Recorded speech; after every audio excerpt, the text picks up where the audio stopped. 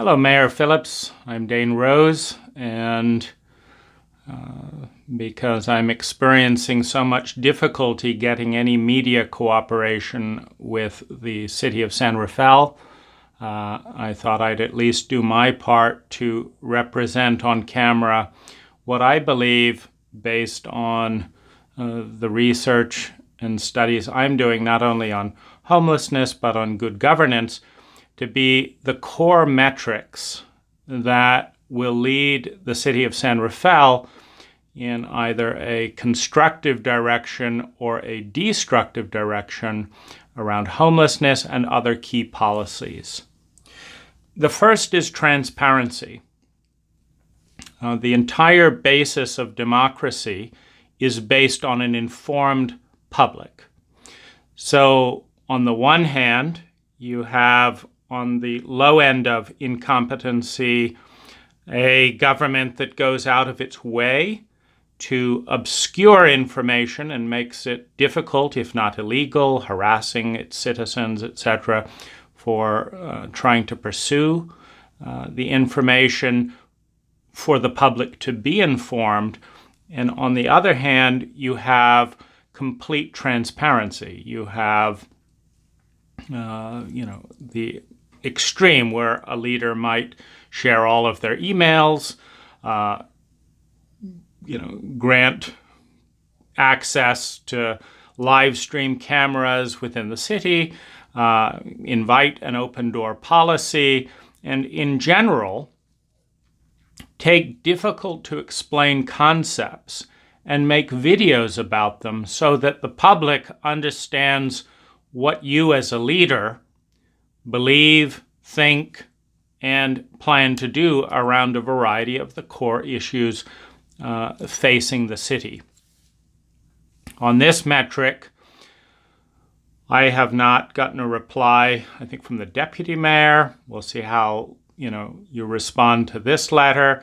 Andrew Henning has ignored or repeatedly ignored more than half of the questions that I ask him, and I cannot even get the most simple information about his salary.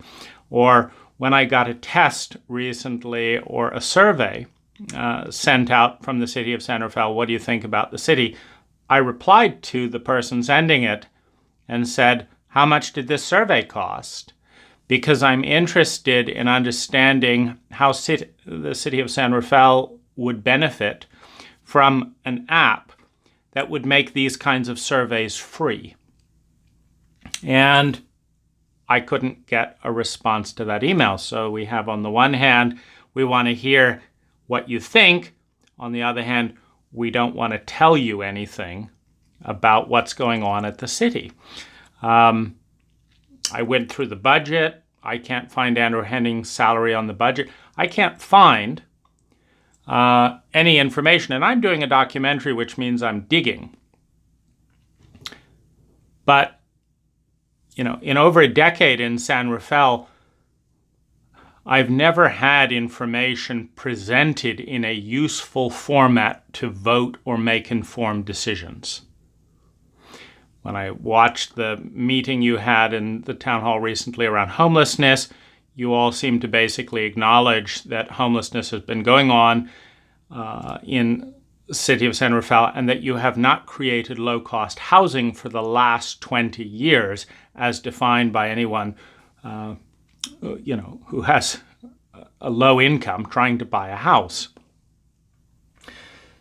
The amount of information that a local citizen has directly contributes to how much they can play a constructive or a destructive role.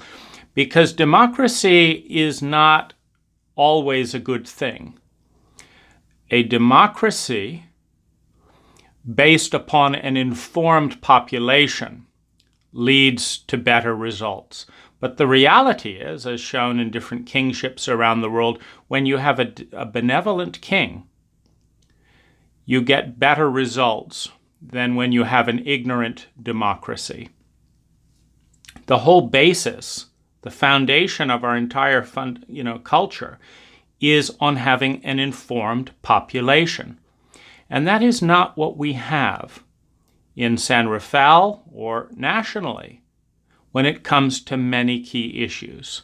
And I'm the first to say that I'm profoundly ignorant about a number of issues because the current media presentation style of sound bites with completely opposing views, creating adrenaline and arguing it out for 5 or 10 seconds, and then that's the end of that, does not leave me any more informed. So you need long-form, in-depth dialogue and detailed data-based analysis to have an informed populace. And I'm not getting that from my city, and I'm not getting it nationally. The basis of our entire way of government is on a foundation of an informed population. This makes every effort that you as mayor in San Rafael make to be more transparent and data-oriented, consistent with having an informed population, and everything that you do to control interviews, to avoid questions, to not respond to, the most common sense suggestions, it makes you complicit in creating an ignorant population. And an ignorant population voting is more dangerous than not voting at all. The efficiency with which communication is facilitated is also a key part of, it's good use of money, meaning every public official is getting a salary paid for by San Rafael residents. And so one of the best things that you can do in the goal of having an informed population, and I'm focusing on homelessness, but that's by no means the extent of my interest. One of the most important things that you can do is to create long-form interviews in written, but even better in our culture, in audio-video format. There is a resurgence and a hunger for long-form information. We see that in a variety of YouTube-type platforms where people give top-level analysis of the best data worldwide for hours at a time, and people are really interested because it's so refreshing compared to our current, create a bunch of adrenaline and then leave the topic, as opposed to finding resolution based on data. What I'm seeing with Andrew Henning as an example is he'll go out and he'll talk to a school, he'll go out and talk here, but he won't sit down and have a 5-hour discussion of the different ideas that relate to low-cost housing, that relate to health and safety, that relate to San Rafael's vision, so that someone could come to the end of that and actually know what's coming, what's going on. That can certainly be condensed down, and edited for presentation and, in a local theater movie, but that someone could actually watch the entire thing unabridged. To my knowledge, there is not a single San Rafael city official who's going into that level of detail on any media, which is profoundly inefficient with use of government funds. So I'm offering that for free. You don't have to pay me a dime to sit down and have those conversations. You will have to spend an enormous amount of money to have those conversations in depositional format in court. So what's in public interest? An ignorant public or an informed public? Sitting down for free and saving public employee time? Or having it dragged out with attorneys in court. What do you think about that? Because this video is a legal document, as is everything. It's a public document. It's about how well you're committed to spending public money for public interest. Now, if you want to find anyone else who will go over this data in the amount of time it takes to inform the public and give them a choice, do it. But you've got the choice here for free, and in 10 years of being a San Rafael resident, you have never asked for my help. You've never gotten to know me or how I might assist in any of these issues. And you've never informed me about why I see a growing number of homeless people, and I travel the world. In Thailand, I don't deal with this. In Copenhagen, I don't deal with this. Other places in the US, where I lived on Whidbey Island prior to coming here, don't deal with this. I'm dealing with this in the 5th wealthiest county in the United States. And city policy has a stunning amount of impact. Policies around transparency, policies that directly affect the cost of housing. Now, I can't even get a clear answer because there's no communication with my city about where the exact lines are, what you as a city can and cannot do relative to the state. I'm doing this for free, on my time, in response to the fact that my city has failed to provide low-cost housing. I've lived in places. I have an apartment in Thailand, $130 a month. The quality of life I have over there is 3 times higher than the quality of life in this city. $130 a month, $4,000 a month. That's what it costs me to live here in San Rafael. I pay $4,000 a month for my house to sit empty half the year because I'd rather be in other places. And I'm legally prohibited by laws from San Rafael from helping homeless people in practical ways that I am not legally prohibited from doing in other countries. I can help homeless in other countries easier than I can help homeless in my own country and in my own city. This is a joke. You have a profound responsibility as mayor of this city to protect the lives of people in this city. Even higher, you have a responsibility not to spend a dime of public money to endanger the lives of residents of San Rafael. And when you spend public money to enact laws that increase PTSD, that increase the likelihood of death of the homeless generated by housing policies in this city, you are murdering San Rafael residents. Now, the exact extent of your complicity versus the larger city versus your predecessor, it's very clear. This is not particularly personal to you. But if you want to be a mayor of my city,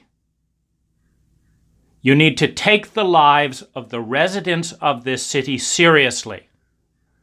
And housing costs have an incredible impact on the quality of life of San Rafael residents. I am a builder, a designer. I've written books on psychology. I've talked with our homeless. They have great ideas. And I want a local government that is interested in saving money, being more efficient, and creating an informed public. I want that without my city wasting money going to court. However, I believe that the media uproar combined with the court contest over time is going to benefit the city more in the long run than chronic protection and avoidance of information. Now, I don't know you personally, and maybe you will see that I can't get to know you personally and on camera. But there's nothing you should be doing that you don't want the public to know about in the role as city mayor. So welcome the cameras in, and you will have a fair and equal opportunity to say everything as you want for as long as you want, as long as you also take the time to answer the questions I have, to share your views so that we can get to know you as our mayor. Now, one of the other big continuums in this question of government is, on the one hand, you have bureaucracy, which always, heaven help you in this kind of crystallized framework. You have bureaucracies that basically crystallize around, this is how we do things, take it or leave it. Now, you also have peak leadership in the terrain of changing our bureaucratic protocols towards best practices. If you read any of the good books, Good to Great, In Search of Excellence, Leaders Eat Last, I'll suggest to others if you've read those and are interested in those kinds of books, you will find top companies, top leaders, top performers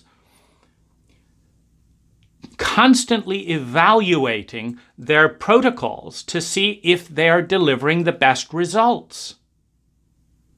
And the sad thing is, given the correlation with domestic violence, health, financial expenditure, and death, the sad thing is that just about any excellent group in the world could be doing a 3 to 10 times better job at creating low-cost housing in the city of San Rafael, if that were the actual goal. I also want to say, Mayor, that I don't see the homeless as being the biggest beneficiaries of low-cost housing. I think the culture is. Because I know abused women who don't leave rich spouses specifically because they couldn't afford to live here. So we have domestic abuse in San Rafael because of high housing costs. That is chronic.